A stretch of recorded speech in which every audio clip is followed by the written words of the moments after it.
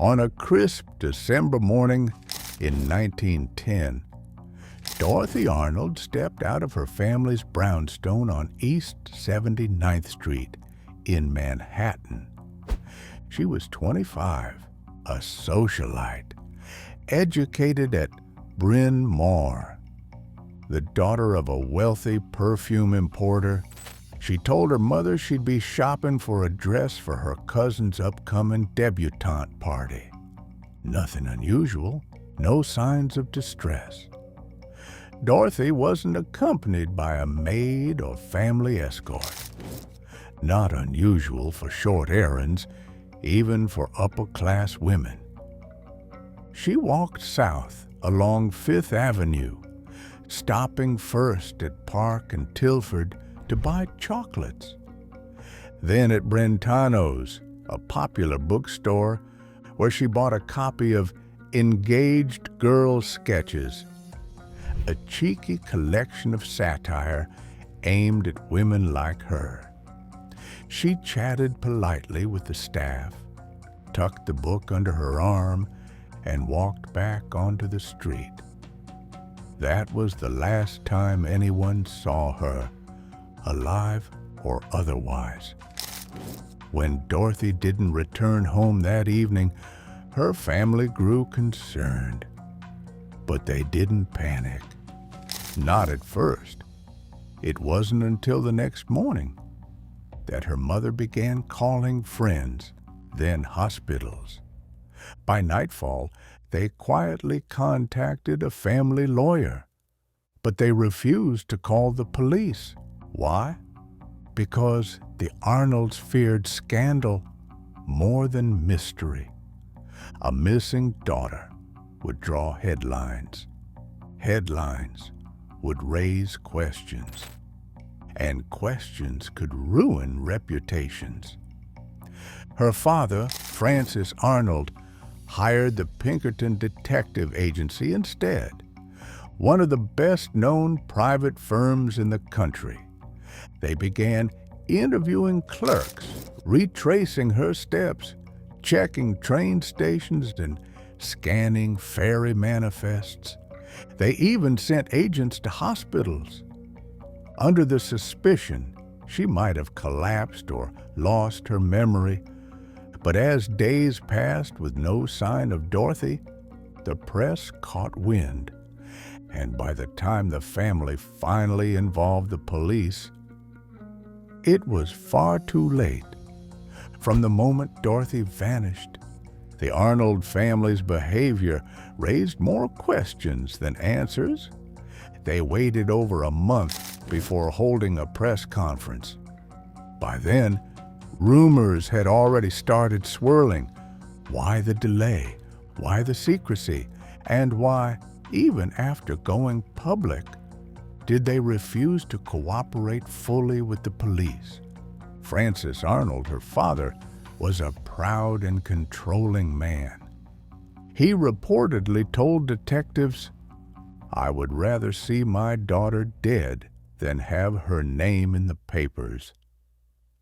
When asked about Dorothy's romantic life, he downplayed it, denied it, even though she had been exchanging letters with a man named George Griscom, Jr., a 40-year-old bachelor from a wealthy family in Pittsburgh. Francis hated him, thought he was beneath them. When detectives later searched Dorothy's room, they found letters, diary entries, and rejection slips from publishers. Things her family had tried to keep hidden. Things that made the case far more complicated. George Griscom, Jr. wasn't just a passing interest. He was central to Dorothy's private world. They had met in 1909, and despite her father's disapproval, their relationship continued. In secret, George was older, wealthy, but idle. No job, no formal prospects. To the Arnolds, he was a disgrace. But to Dorothy, he may have been a lifeline. They exchanged passionate letters, some of which were later made public.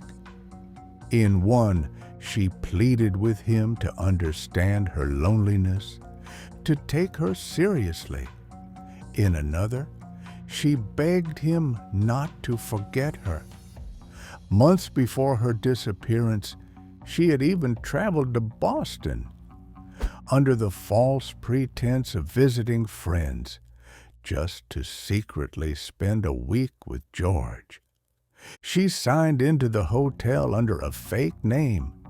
When her parents found out, they were furious. They stopped giving her spending money and tightened their grip. But the connection between them never really ended, not even after she vanished.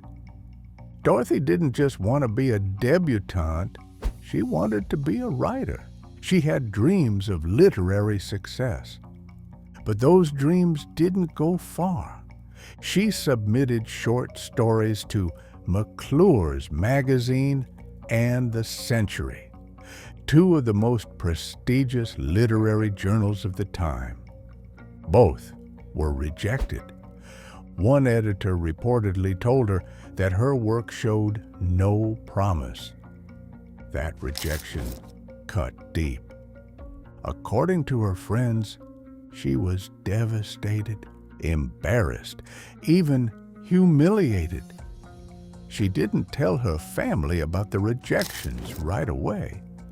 But when she did, her father dismissed her ambition as foolish. She confided in a friend that she felt like a failure, trapped, directionless. Some investigators believed she may have fallen into a deep despair, that she left the house that day not to run errands, but to disappear by choice, in search of some final escape from a life that felt too tightly controlled. As the investigation deepened, a darker theory began to emerge. Some believed Dorothy hadn't vanished on her own, but that she had died during a secret medical procedure. At the time, access to safe reproductive care for women was extremely limited and heavily stigmatized. If Dorothy had become pregnant, especially out of wedlock, the scandal would have been unthinkable for a family like hers. Some detectives speculated she may have sought help from an underground clinic, and that something went tragically wrong. There were whispers about a facility in Pennsylvania, unlicensed, unregulated, and known to quietly dispose of women who didn't survive. The theory was never proven, but it was taken seriously enough that detectives followed the lead for weeks. If true, it would explain the secrecy, the missing body, and the Arnold family's refusal to release details. But without physical evidence, this possibility remains just that, a chilling theory shrouded in silence. As months passed, the public's interest in Dorothy Arnold didn't fade. It exploded. Newspapers ran daily updates. Editorials speculated wildly. And suddenly, sightings poured in from across the country. One woman claimed to have seen Dorothy in San Francisco. Another swore she spotted her boarding a ship to Italy. None of them were verified. Even more disturbingly, people began impersonating her.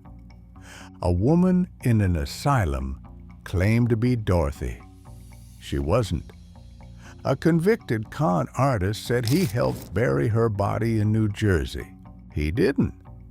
At one point, a man walked into a police station with a note claiming Dorothy had been kidnapped demanding ransom. It was fake. The longer she stayed missing, the more the story became a public obsession. Everyone wanted to solve the mystery, but most just added noise. And with every false lead, the truth slipped further out of reach. Frances Arnold never accepted the rumors, not the elopement, not the despair, not the possibility that Dorothy had passed away. He believed something else entirely, that his daughter had been taken, lured away, or possibly harmed, and that she was still alive somewhere. In the years after her disappearance, he spent thousands of dollars on private investigators. He sent agents across the country, even to Europe. He offered rewards. He placed ads in foreign newspapers, but each effort ended the same way. No answers. As time went on, his public statements grew colder, more withdrawn. He stopped allowing reporters into the home, refused to speak about George Griscom, and dismissed any suggestion that Dorothy had left by choice. In 1922, 12 years after she vanished, Frances Arnold died. Still insisting his daughter had been abducted, still waiting for a letter or a knock at the door. That never came. If Dorothy's disappearance left her family haunted, it left George Griscom Jr. shrouded in silence. After she vanished, he was in Italy, vacationing with his parents. He claimed to be shocked when he heard the news and offered little more than sympathy. He denied knowing where she'd gone, denied any recent contact, but letters told a different story. Just weeks before she disappeared, Dorothy had written him again, pleading for a response, begging for affection. One letter read, "After all you have said, how can I expect you to treat me as you do?" It hinted at heartbreak and perhaps rejection. When George finally returned to the U.S., he met with the Arnolds once, briefly. No one knows what was said. He was never questioned under oath, never charged. And after that meeting, he disappeared from the public eye, just like Dorothy. Only his silence was by choice. As the years passed, the once blazing headlines cooled to whispers. Leads dried up, detectives retired, and the public moved on. But the Arnold family never recovered. Dorothy's mother, Mary, stopped attending social functions. She rarely spoke to reporters, but she never removed Dorothy's name from the family register. Dorothy's room remained untouched for years, like a time capsule, frozen on the day she vanished. Even after her father's death, her name was never listed among the family's legal heirs. She wasn't declared legally dead, not ever. By the late 1930s, the case was officially considered cold.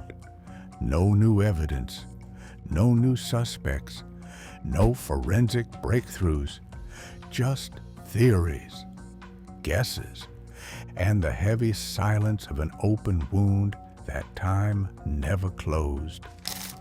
To this day, no remains matching Dorothy Arnold have ever been found, and her file, one of New York's oldest missing person cases, remains unsolved.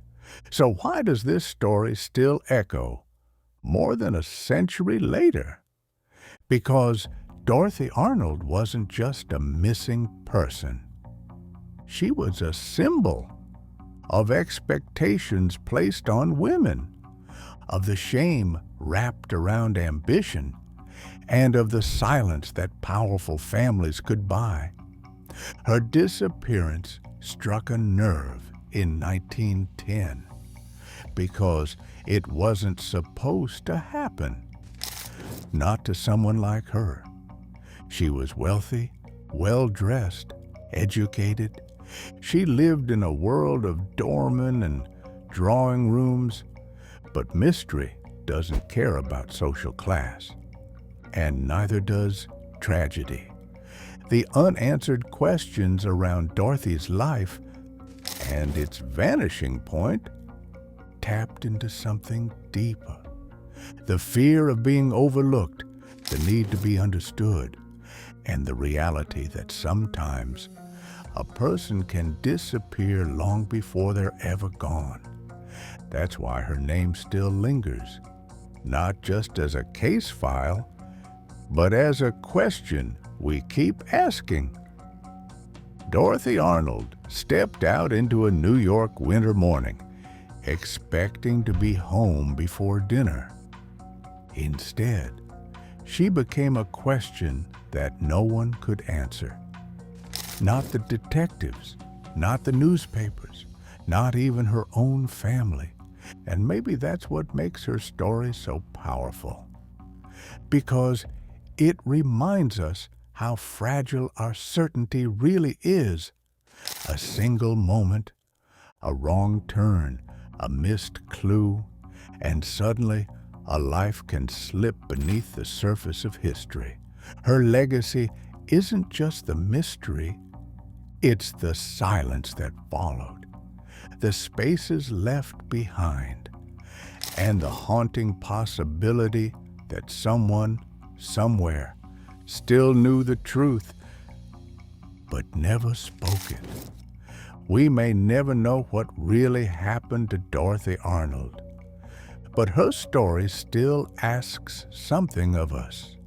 To look closer, to question deeper, and to never mistake silence for closure. This is MindVeil, where mystery meets memory, and the veil between them is always just a little too thin.